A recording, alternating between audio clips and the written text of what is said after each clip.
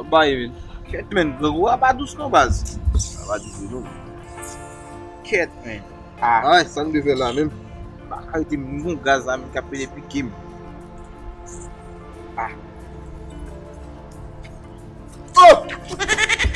An jè vini mwen. An yoti ye men. Macho? Sa sa la bon? An yoti ye men. Avel vek yon men. Macho? Nou ge sa la, ebi nou gangou. Yon va pou li men. Se kompe men, bakon tout de gen yon monsen. Sa nou gerison vot. Ou ba gangou? Yo, an tou fèt. An pou pren ap.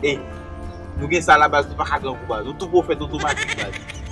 An pou la, mou chè pou fè kop, men pake dam gangou la baz. Nou gen sa, e kop manje nou zaye men. Chè, an pou la re a sa men. An pou la san gafe baz. Mbap yon kou baz, ay la yon baz la, may kape.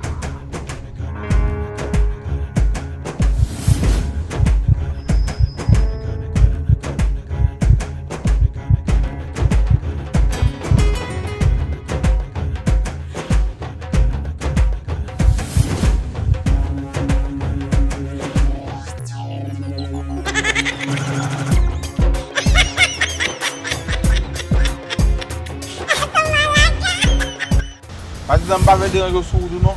Men nou ka fonsi vale? E ba yon lep nou? An api la wou. Ou kwen nan mi a pa we? Comment mi attend? Pase Bon, moun... de toute façon, Ouais, on a avec- miracle, mais c'est miracle bon Dieu maintenant. Ya Parce que moun nous avek faisions- sou, la son moun ki sote ki zagen moun la. Bon, pratiquement même.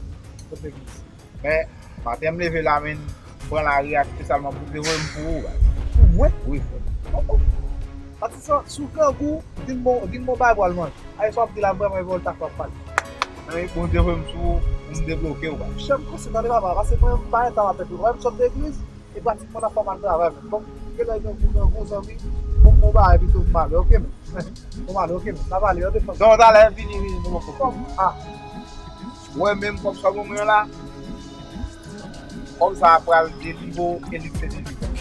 c'est délibération. Oui. De toute façon, on va parler, on va aller. Maintenant,